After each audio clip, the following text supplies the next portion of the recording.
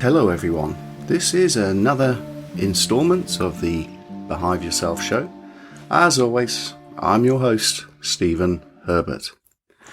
Now, those of you who tuned in last time will know the frustration I was undergoing about the lovelock, which never turned up. Well, the good news is it turned up. I think a couple of days after the last podcast. So what it was quite a hefty, I think stainless steel, but don't quote me on that, but a silver coloured padlock, made in England. So it must be of some vintage, maybe, I don't know, at least 30 or 40 years old, maybe a bit longer, and it came with a key, thankfully. So it can be done and undone.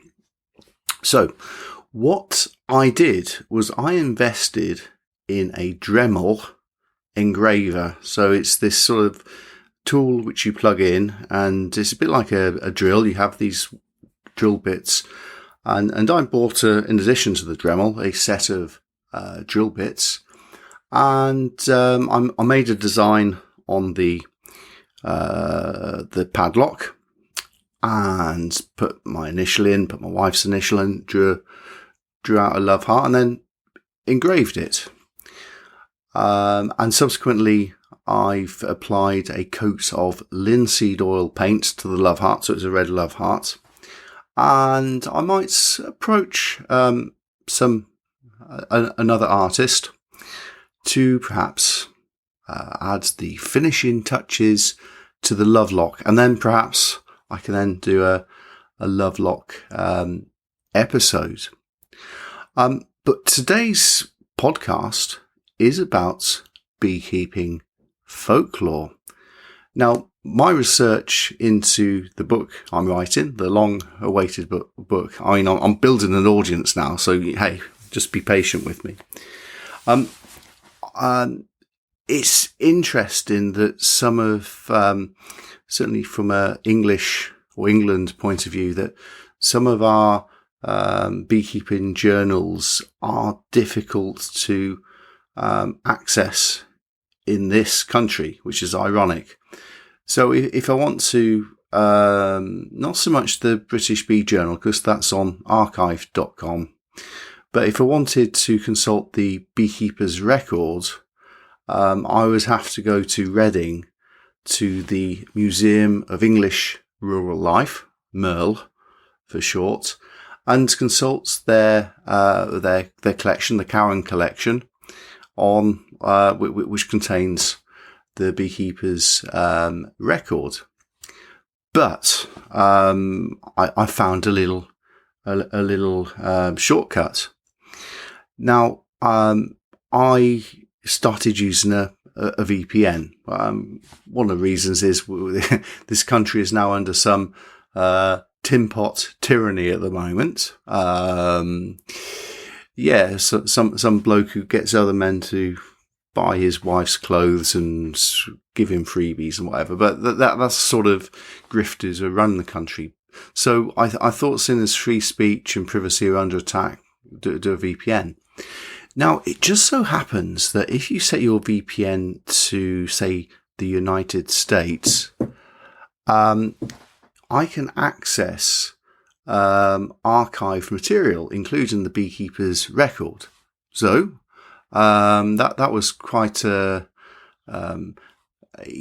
joyful moment when I discovered this, and I set to work on consulting and making notes on the journals which I hadn't got around to accessing. So the first port of call was the 1914 Beekeeper's Record, and what I stumbled on was some gentleman, Mr. J. Smallwood, had written an article which was contained over a few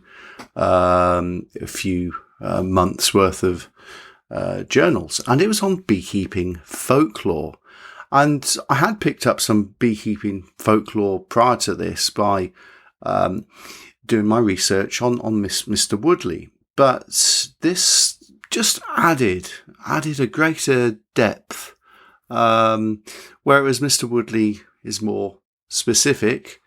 This Smallwood gentleman is more general, more the principles of it. Now, one of the things with the lovelocks, or the lovelock concept, or folklore, or culture, or whatever, is the key. There's the padlock, and there's the key, and keys in terms of symbology, denote ownership, possession, access, and naturally the what the symbol is, you're locking the love together. So before anyone starts to worry that, oh, you saying your wife is a possession or anything like that, no. But we do belong to each other. So there is a claim on each other in that context, because we belong to each other. Ownership, well, I might claim ownership if the state wanted to make a prior claim on my wife. I would say, well, she's my property, whereas the state might. You look, living in this bloody tyranny in this country, you've got to have everything nails down. I tell you, these bloody communists. Oh, you think I'm you think I'm joking? Crikey. Anyway, yes. So ownership. So that's the first thing with keys. Even the keys. I think, is it Saint Peter holds the keys to heaven? That's, I think, is it Saint Peter? Was it Saint Paul? Anyway, one of those saints holds the keys to heaven. So it's a case of access. Someone, probably God, owns heaven, I would imagine. So one of the things is two concepts with beekeeping folklore is one is to do with when a swarm occurs, trying to get the swarm back because they're someone's bees, perhaps, or unless you're making a claim on them. And the other is when the beekeeper dies.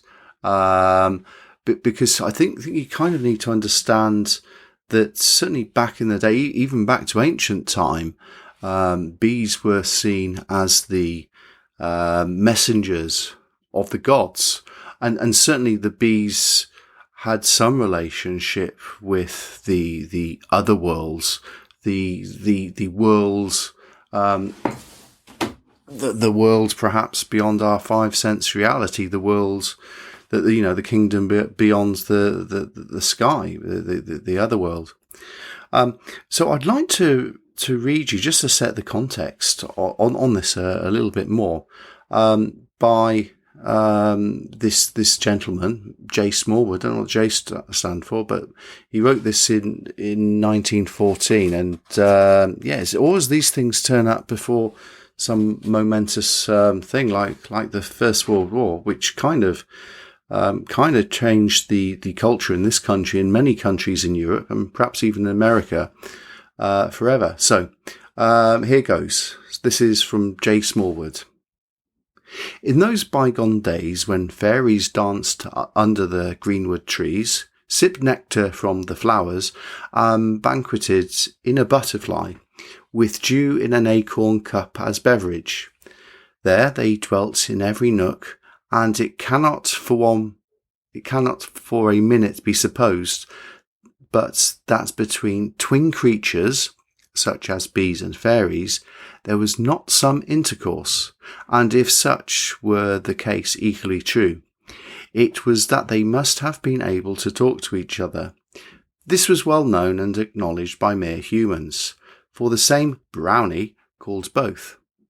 But these fairies were so difficult to get in touch with. Scarcely ever were they ever visible to the mortal eye, and yet they were potents for good or evil. Happy was he who stood well in their favour. His crops were heavy, his cattle thrived and fattened, and in the hen roost the eggs were multitudinous. On the contrary, if they were aggrieved with him, they racked with him rheumatic pains.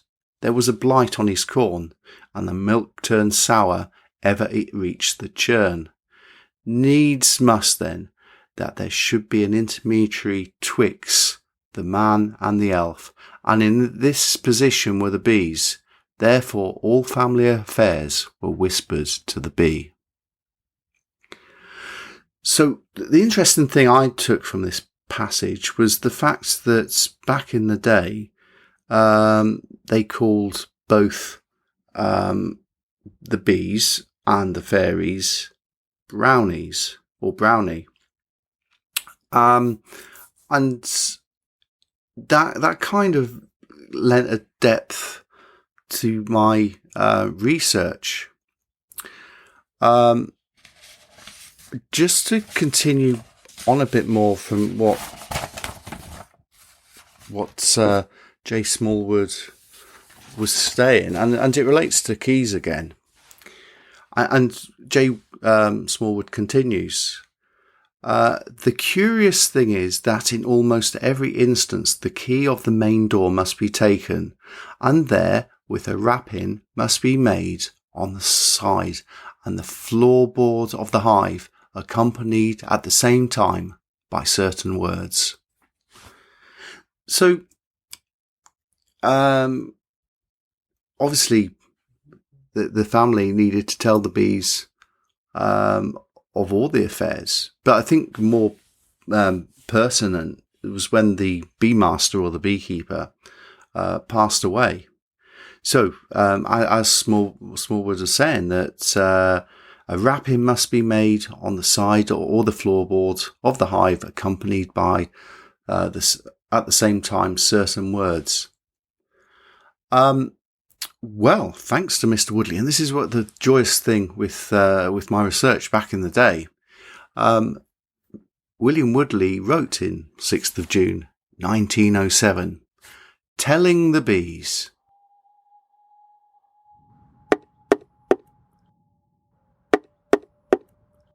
"Wake, little brownies, wake. Your master's dead, another you must take." This saying was in Wessex, originally called waking or waking the bees. On the death of the owner, each hive was adorned with a bit of crape, and notified of its loss by some member of the family, tapping it while repeating the words, "Wake, little brownies, wake. Your master's dead, another you must take." But old customs have nearly died out, and the apiaries that grace the cottage gardens are dying out also in the village of Beedon. So, again, Smallwood provided the general, and Mr. Woodley provided the specific.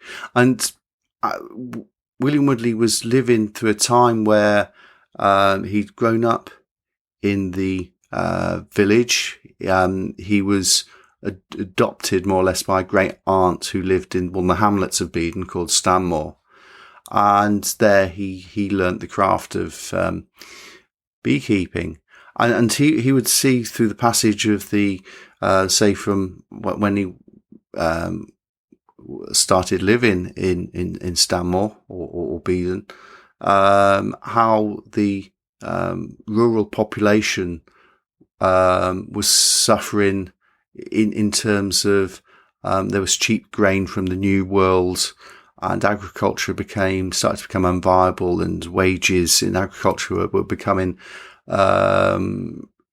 worse, and mechanisation was happening, and the factories were opening in the towns, so the rural population would drift into the towns.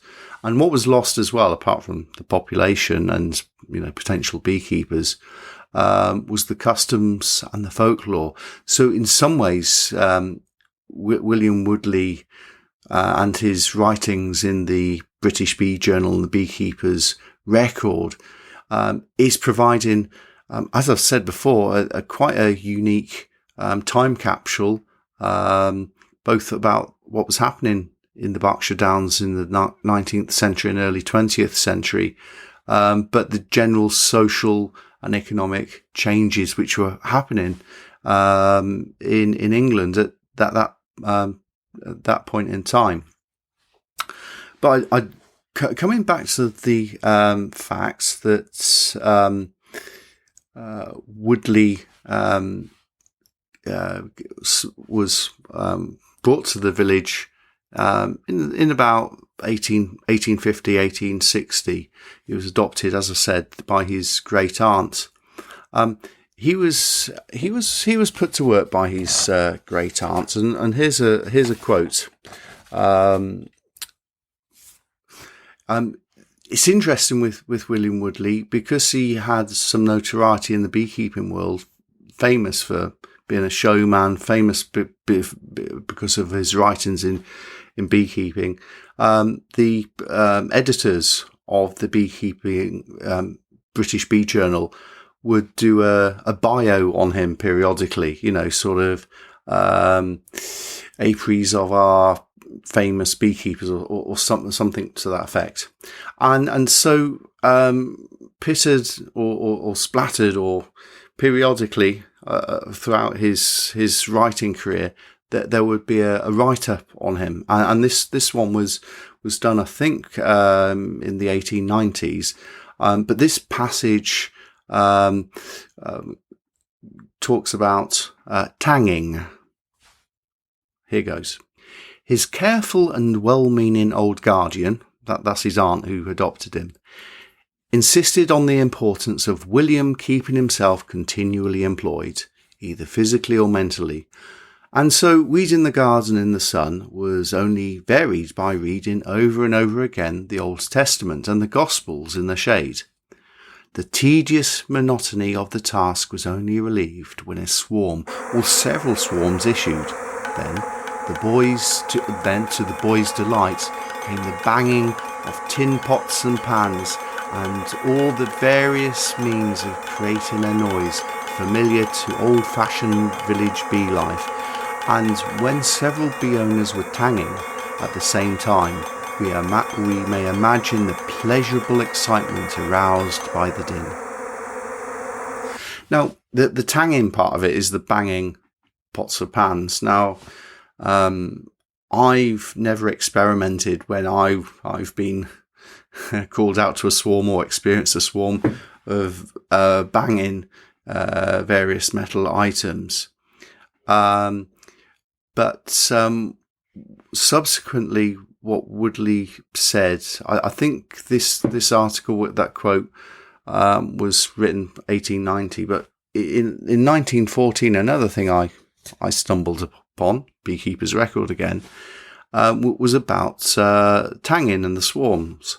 And Woodley said, and I quote, and has aroused the energy of the bees to swarming pitch, but we miss the tanging of the shovel with a key to make the swarm settle. So again, folklore, the importance of the key. Obviously, people who had their bees swarmed were going out with a key to hopefully bang, bang, bang, bang, bang, hopefully get the swarm back and retrieve their bees. But obviously, the key was a key. The key was a very important element of this in terms of making the noise on the pot or the pan. So again, the key being associated with retrieving or ownership, or at least trying to display ownership. But I think ownership or claim on ownership, again, as I've probably mentioned earlier on, that perhaps it's less to do with ownership and perhaps more to do with belonging. I think back in the day, people were more family centric, so they belonged to their family. Their family would be in the village, that would be their support network, so they belonged to their family. And long generations of people may have lived in the village, and there were lots of family members, extended family within the village.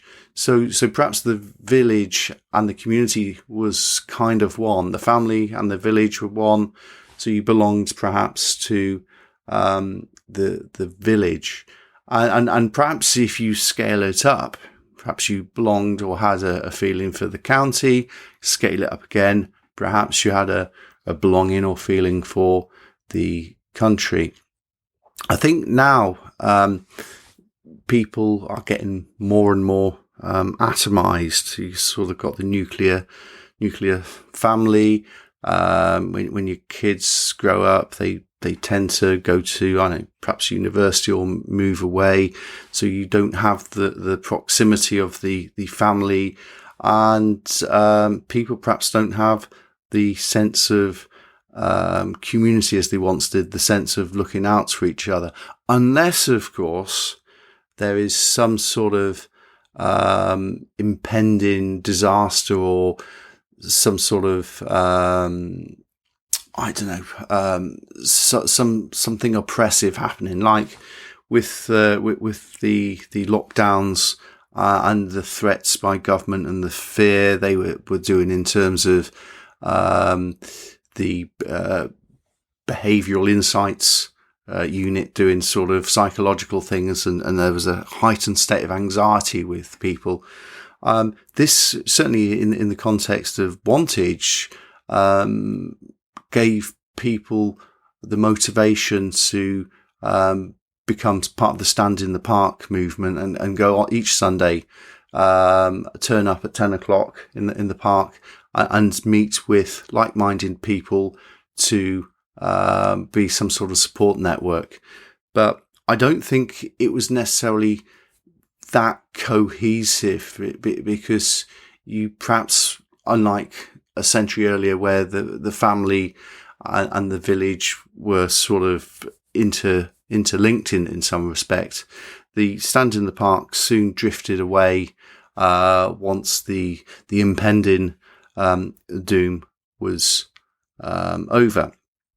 Now, one thing which is always worrying when we sort of perhaps lose our belonging to something and we become atomized. I was reading David Graeber's 5,000 Years of Debt, and he was talking about slavery and how it was actually made possible. And a lot of the time people were abducted, or other circumstances happened where there was no one to look after them.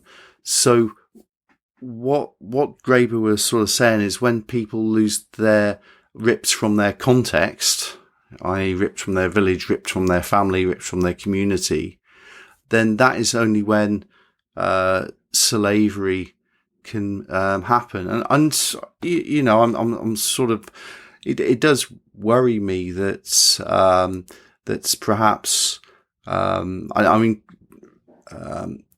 Howard Kunstler mentions some of our communities in his book, The Geography of Nowhere, these atomized communities that perhaps in this context, if we're ripped from our context, perhaps we are less likely to band together and speak out and resist tyrannies. And in the context of now, and just my humble opinion is the tyranny we've got now is in the sort of manifestation I feel, of the government, and there are lots and lots of silly rules and draconian ways they want to implement their policy. But knowledge is power, and perhaps we should be working towards communities in different contexts, because obviously, following on from last week's podcast, that other communities can be made. Zentangle communities can be made, and these are perhaps online communities. They're different communities to what was happening in the past. How those communities can actually support each other is obviously going to be in a different context than face-to-face or neighbourly communities, but nonetheless, they are there. So, to round up, it does seem to me, with beekeeping folklore and lots of other things, that the key is the key. So, I will now round up this podcast. So, thank you for listening. You're listening to the Beehive Yourself Show. A swarm in May is worth a load of hay, and a swarm in June is worth a silver spoon. Yet a swarm in July is not worth a fly. I'm writing a biography on the beekeeper, showman and writer, William Woodley. Please consider subscribing to my Substack page. There is a free option, as this would help immensely to demonstrate to prospective publishers that there is an audience for my book. As always, you can contact me directly by email, podcast@beehiveyourself.co.uk. You can follow and support my work by visiting beehiveyourself.co.uk, or visit my Substack. My handle is @Beehive Yourself Show. This podcast is syndicated to other platforms, so you can listen to the Beehive Yourself Show on Apple Podcasts, Spotify, Podcast Addict, Pocket Casts, and on YouTube podcasts at Beehive Yourself YouTube channel. The music is called Solitude by Entertainment for the Brain Dead and was created under a Creative Commons license.